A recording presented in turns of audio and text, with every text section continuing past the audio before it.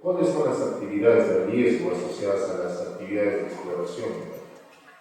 Cuando se hace un trabajo prospectivo y exploratorio, se trabaja con izajes, trabajos eléctricos, excavaciones de zanjas, materiales peligrosos, tránsito y conducción, que es uno de los riesgos más latentes que se tiene hoy en día, los desplazamientos por zonas rurales y inhóspitas, permanencia en terreno, formación de personal, contacto y relacionamiento con terceros y comunidades, el uso de cabalgaduras de viaje, ingesta de alimentos, contacto con agentes externos.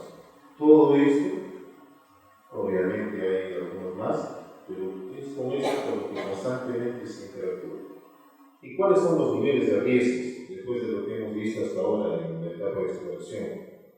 Cuando se hace una decisión estratégica, bueno, estamos haciendo trabajos de gabinete, escritorio, en el país, la selección del producto, obviamente vamos a trabajar solamente con staff senior, con los geólogos principales, con los geólogos que estén involucrados en esto. Puede ser uno o dos. Aquí no tenemos actividades nuestras, más que solamente actividades de interpretación de gabinete. ¿Cuál es nuestro nivel de riesgo? 0 o muy bajo. Cuando ya generamos un target, ya se hace trabajo de escritorio y también va ligados a reconocimientos en terreno. Las distancias, 10.000 kilómetros cuadrados, podemos revisar, podemos usar de 2 a 3 personas. De repente, un geólogo, 2 ayudantes, o 2 geólogos, 2 ayudantes, puede ser. ¿Ya? Es aquí donde se hacen los primeros muestreos preliminares, la prospección de todo el área. Podríamos considerar que es un nivel bajo de riesgo. Cuando ya definimos los targets, ya el trabajo se hace más en terreno, reducimos de toda la primera de 10.000 a 1.000 nada más, podríamos requerir tal vez a 10 personas del Estado, donde ya utilizamos trabajos como la geofísica, la geoquímica, mapeos más avanzados. Ya ahí va aumentando nuestro nivel de riesgo a un riesgo moderado.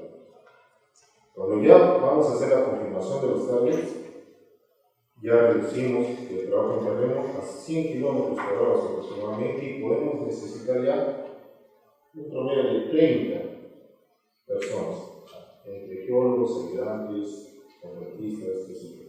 Y es aquí ya donde entra la etapa de exploración con sondajes. Un nivel moderado a alto de riesgo.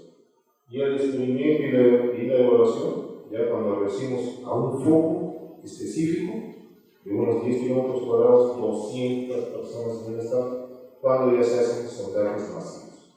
Ya tenemos obviamente un nivel de riesgo.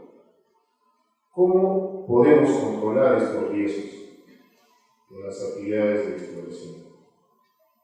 Una adecuada selección del personal propio, con lo que habíamos visto antes, con las habilidades y competencias, y también de los usos estratégicos.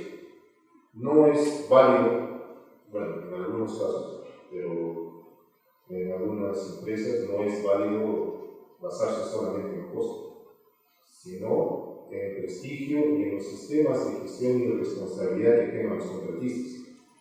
¿Dónde trabajó? Las cartas, la recomendación, los sistemas de gestión, o cuál es el staff que tiene esta empresa, qué tipo de equipos y máquinas.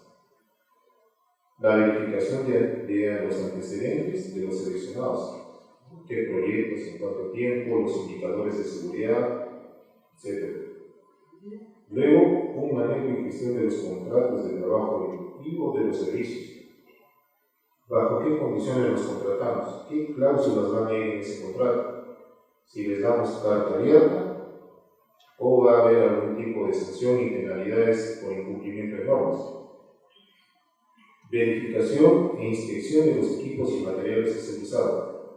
No solamente basta con que le demos al contratista, toma el contrato en tal lugares y perfora, sino que si queremos asegurarnos, debemos revisar el tipo de equipos que nos está prometiendo para hacer esa labor.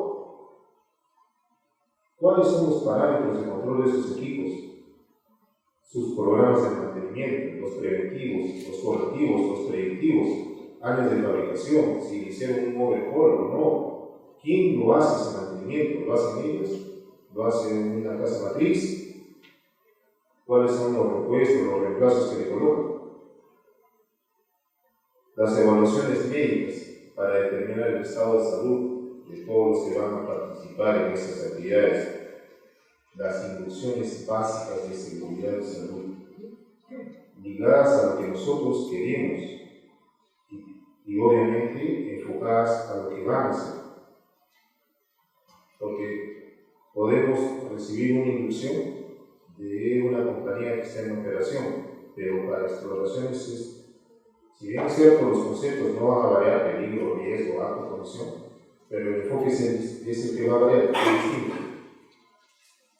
Luego, tenemos que ver también esta compañía si tiene un sistema de gestión, cómo maneja su sistema, su seguridad, su salud, cómo lo maneja en base a qué, si realmente cumple o no con lo que queremos. De ahí también veremos necesidades de entrenamiento y capacitación. No solamente de repente bastará con darle una inducción básica, de repente vamos a tener que darles un curso especial para la preparación, manejo de herramientas, tránsito y conducción. Y obviamente el cumplimiento de todo el marco legal y normas aplicables. Aquí vemos lo que habíamos hablado, las actividades, todos los soportes que deberíamos tener para hacer una evaluación de riesgos, y esto va a ir ligado siempre a un monitoreo auditorio para la mejora continua. Sin embargo, para poder llegar a esto de aquí, es importante esto de aquí, que es nuestro mapa de procesos. Sin un mapa de procesos, no vamos a poder llegar a hacer una evaluación de riesgos efectiva. En tal sentido, debemos elaborar este mapa a detalle con el apoyo y con el involucramiento de todos los interesados, geólogos, gerentes, supervisores, técnicos, para lograr determinar las actividades y cuáles son los riesgos que van a ir ligados a esto.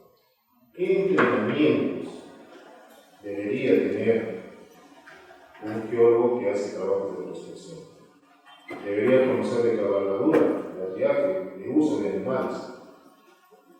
Porque muchas veces, a pesar de que se contrata a un arriero, obviamente cuando se dividen en 2 o 3 grupos, llegará un momento en que se va a tener que colocar la carga animal, o cómo ensillar su propio caballo. En qué momentos montar y en qué momentos apearse. Debe tener un entrenamiento en cómo hacer un control efectivo de riesgos. Un entrenamiento en materiales peligrosos. Oye, sí, pero ¿qué materiales peligrosos usa un geólogo? Cuando se hace perforación, utilizamos combustibles, petróleo, gasolina, pinturas, utilizamos aditivos.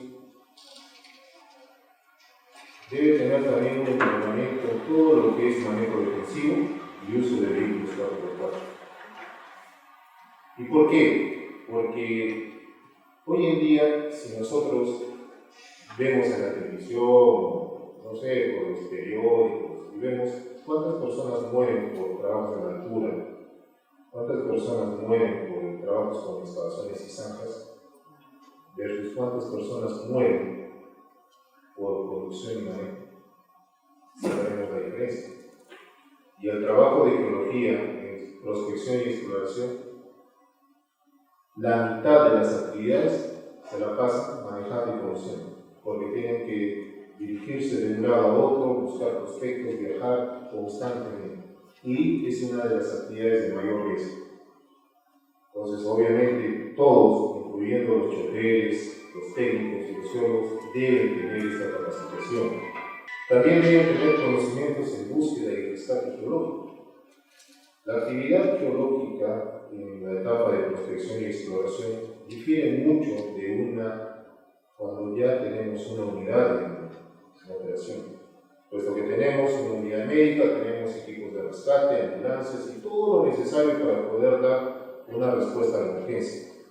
Pero cuando estamos a 5.200, 5.000 metros sobre el nivel del mar, a 6 o 7 horas de un poblado, donde solamente hay una posta, una enfermera y 4 antarquinas, ¿qué podemos hacer?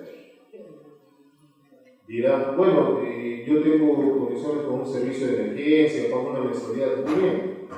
A ver, tenemos una emergencia a 6 horas, llama al servicio de emergencia, que te envíen un helicóptero. Si tenemos un geólogo o un ayudante que se cayó, tiene una fractura de pelvis o un compromiso en la columna, no lo podemos mover.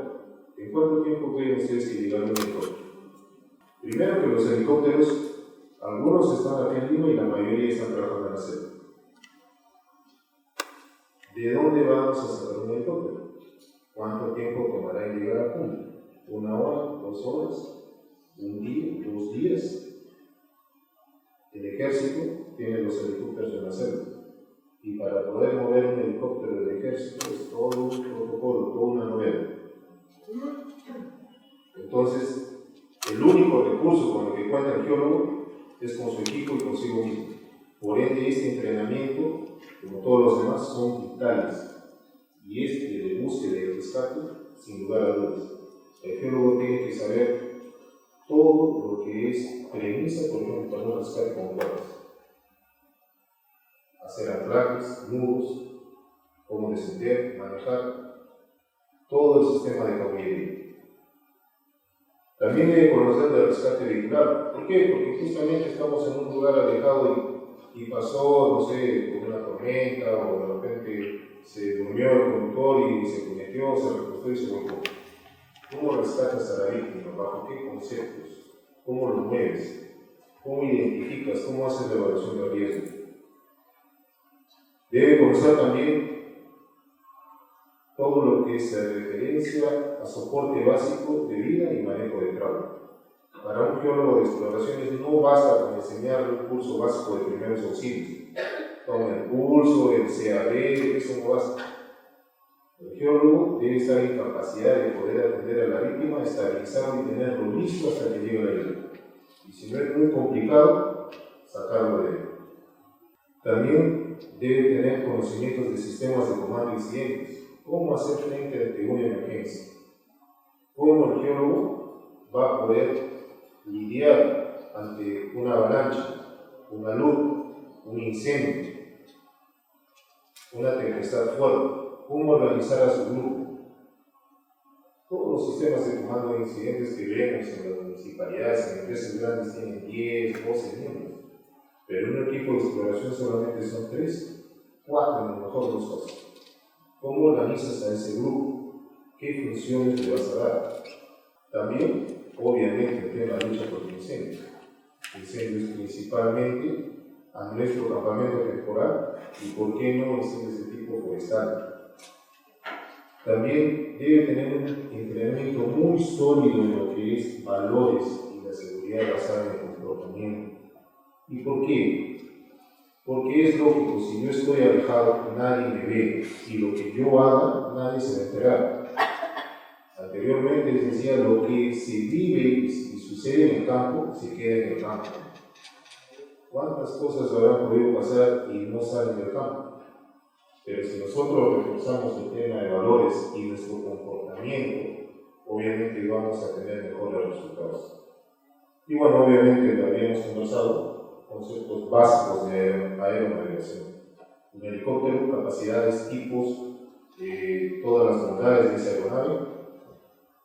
Conocemos mucho que en Canadá, Estados Unidos, en Europa, no es permitido usar helicópteros de un solo motor, los famosos single engine, ¿no? Sino de 2 motores. Se dice que es para asegurar en caso de agarrarse. Pero aquí, en América Latina, ¿dónde conseguimos helicópteros de 2 motores? Entonces, tenemos que muchas veces trabajar con lo que hay, pero el geólogo debe conocer exactamente a quién recurrir para hacer una auditoría, cuáles son los conceptos básicos cada día que debe cumplir un piloto y el mecánico.